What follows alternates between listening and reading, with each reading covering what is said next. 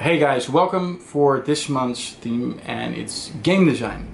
Game design is a very broad subject actually, or a broad profession. The thing is that game designer, or people that say stuff about how the game should be, in some ways that can come from everyone. So game designers usually have a hard time kind of protecting their vision and their position in a company, because everyone always has something to say about the game. So we were missing this part kind of 1.5 years ago, or a longer time ago, or at least not a specific game designer was there. So after a while we started to notice this, and we took on Steff, and Steff proven to be an extremely important asset to the team, not only as the defining designer in mechanics, reusable assets, reusable gameplay, but also as a team lead. So he did made the game play better, actually a lot better.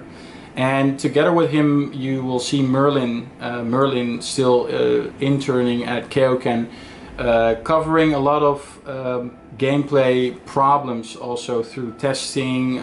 She's kind of like working to make the game more playable each and every time we do these tests, or when she designs a certain level. So I think they will tell a lot about many aspects of the game, because they are the core of defining mechanics, designs, and why everything is orchestrated like this. So enjoy.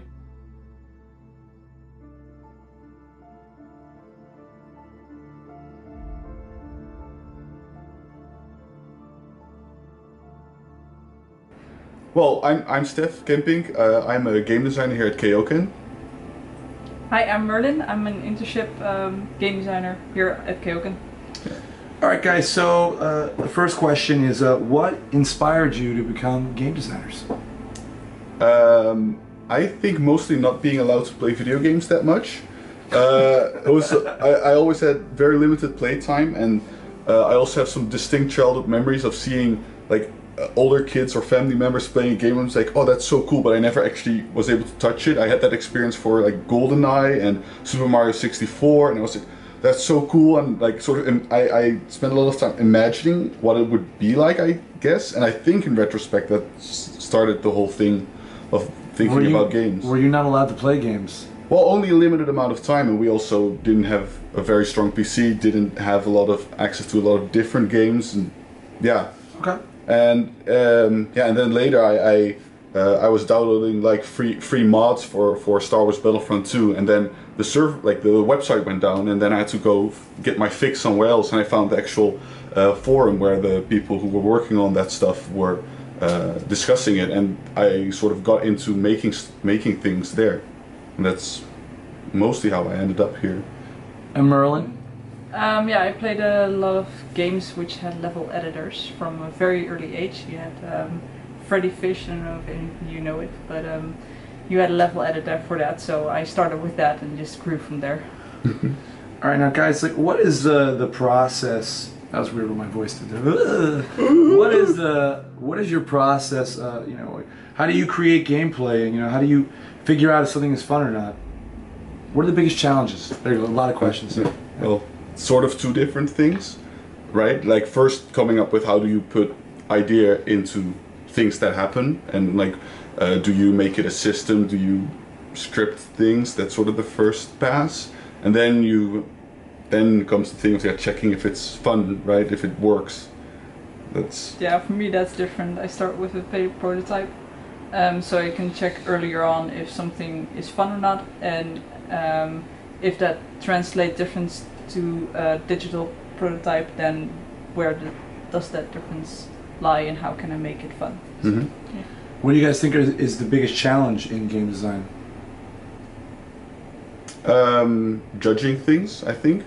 Like you always have to, like at least I noticed that there's always this balance between you think something is going to be fun, or if it's fun to make, or if it's easy to make, or maybe it's it will be funny, but it sort of breaks the rest of the experience, and you always have to like remove yourself from the thing itself to judge if it works well. And if you make a mistake, you might spend 2 days on something that's going to be thrown out in an instant once you actually get a clear head. I think that's something. Yeah, yeah, and also then when you are judging it, so you're so focused on it that you actually lose perspective, and then you go play with someone else, and that person brings fresh perspective and says, "Well, it's crap." Yeah. Just throw it out. All right. What did you? This is a little Q&A for you guys. What did you both study in university? Did you actually study game design and stuff? Well. Yeah, I studied game design and development at the Hagen. Okay. Still studying it, actually. Fair enough. And I studied a study that kept changing its name. My diploma will say game creation and producing at a school called XOne in Enschede. And that was more, it's the exact same study actually that Gerben, our concept artist, did, and we collaborated a lot of stuff. And also it's the alternative study route to the technical study that Waiki, our programmer here, did. So it's I also brought part of the posse over here from all those group projects. So I guess that was useful for all of us. All right, what are your favorite like genres for games and games? What are your favorite games? XCOM. What? XCOM. Yeah. Yeah. Hey, XCOM's cool. Mm-hmm. And you, Steff? Yeah, I like a lot of different things for different reasons, but I think lately you like guess, Overwatch a lot. Yeah, it's fun because you have to like think about others all the time. That's the thing I like most, is to coordinate and you anticipate the others. I like games like Civilization a lot because there's tons of stuff happening. And I've really liked weird games like Drops You the Clown, which is like this new point-and-click game that has this really weird story about somebody who wants to hug everybody, it was really fun. Like that's completely different from a lot of other stuff, and that I really like that as well. Just weird stuff. Are there any game designers that are kind of famous that you admire? Yeah. And why? Well, at my previous internship, my internship coach there pointed me towards Soren Johnson, who is quite a well-known game designer who worked on Civ 3 and Civ 4. Was as the lead game designer there, and he's also he gave a lot of talks about how he works, and he wrote a lot of interesting articles about like transparency, and that was very interesting. He's doing a podcast that I listen to. It's all very fun.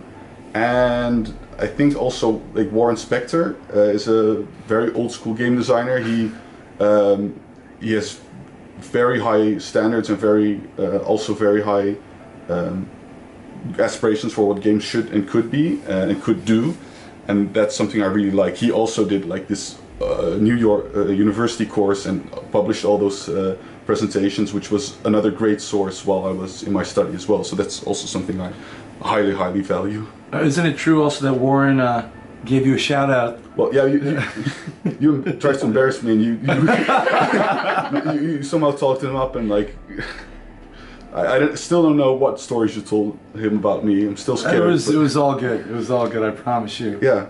No. You got a shout out of him, so that was really nice. Yeah. Yeah. Yeah. And you, Merlin?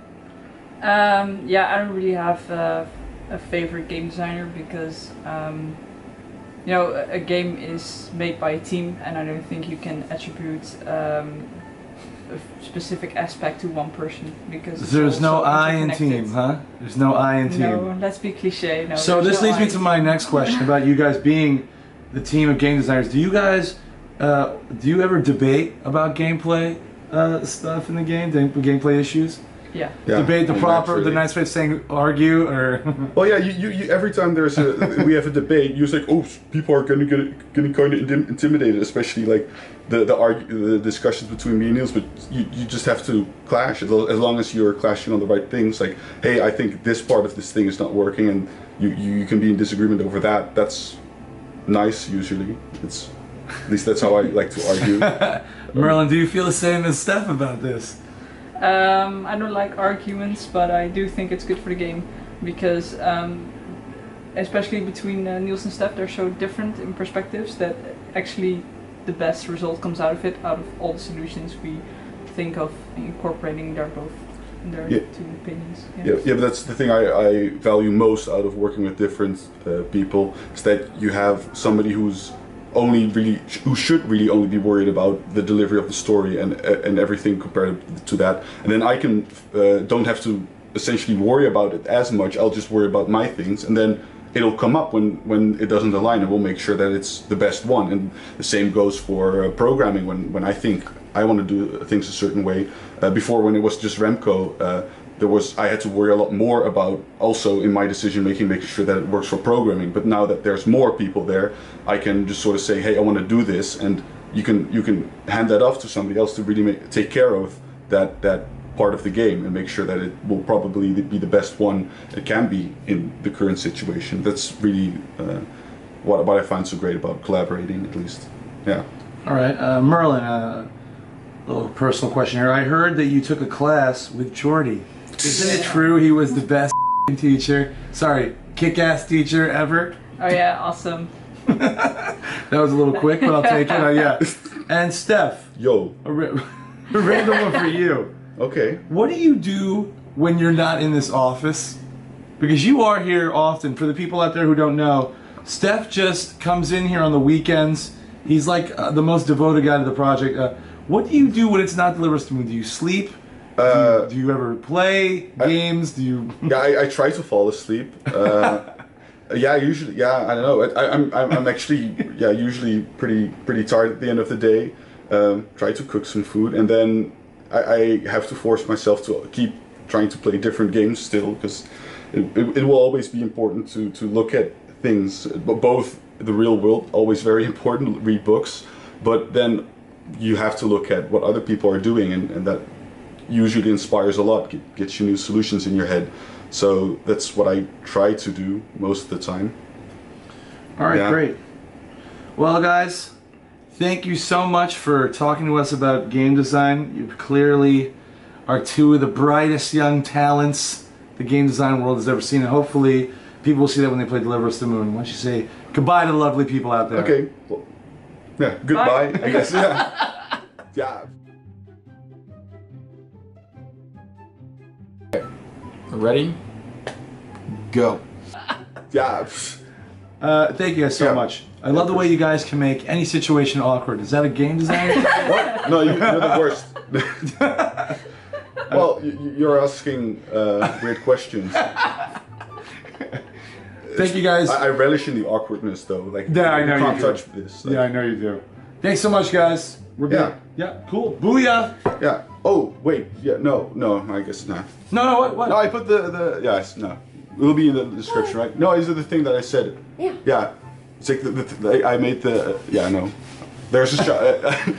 Like together with those fellow students, we sort of gathered a lot of stuff on the internet during our study. It was like to try to actually find good information, and it's like I keep trying to shove that in the picture always. So I asked Charlene if we could put it into the description.